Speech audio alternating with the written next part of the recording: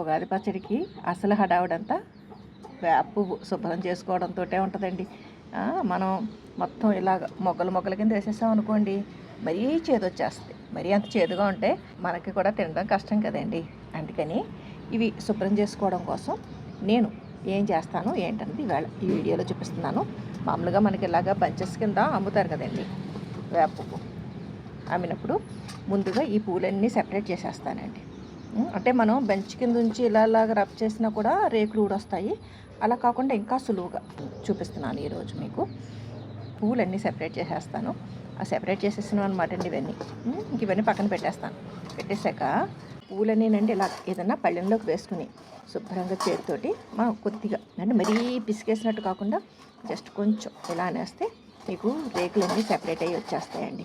లేదంటే మనం ఇలా కూడా రాసేయచ్చు ప్లేట్కి. రాసేసాక అంటే ఇవి ఆఖరణ మొగ్గలైపోయినాయి కదండి, మీకు నేను చూపించిన పెద్దగా రావు. స్టార్టింగ్లో అయితే బాగా ఎక్కువగా రేకులు వచ్చేస్తాయి. ఇలాగనేస్తే ఇలా రేకులన్నీ సెపరేట్ అయిపోతాయండి. చూసారా ఆ రేకులన్నీ? అవి చక్కగా మనం ఒక డబ్బాలోకి తీసేసుకు పెట్టుకున్నాం అనుకోండి, మనం పచ్చడిలోకి ఉపయోగించిన ఆ పచ్చడి కూడా మరీ చేదుగా ఉండదు. అక్కడక్కడ 1-2 మొక్కలు ఉన్న ఆ చేదుదనం కూడా మనకి తెలుస్తుంది అనమాట ఆ మొక్కలు ఉండడంతో. అలాగే రేకులకు కూడా కొంత చేదు ఉంటుందండి. కాబట్టి ఇలా చేసుకుంటే అండి మరీ చేదు ఉండదు.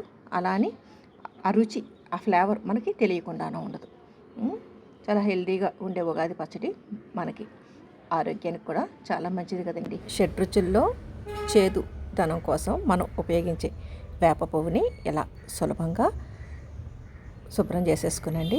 మనం చిన్న కంటైనర్లో పెట్టుకుని ఫ్రిడ్జ్లో పెట్టుకున్నాం అనుకోండి, చక్కగా మనకి ఉగాది అయిపోయాక కూడా మనం రకరకాలుగా ఉపయోగించుకోవచ్చండి. నిలవగా ఉంచుకోవచ్చు. మనకి కంటైనర్ కొంచెం గాలి చొరబడిన డబ్బాలో పెట్టుకునండి స్టోర్ చేసుకోవచ్చు. మన ఆరోగ్యానికి ఎంతో మేలు చేసే వేప పువ్వుని మనం రకరకాల స్వీట్స్ కింద జామ్స్ కింద కూడా చేసుకోవచ్చండి. ఏ రకంగా తీసుకున్నా వేప పువ్వు ఆరోగ్యానికి మంచిదండి.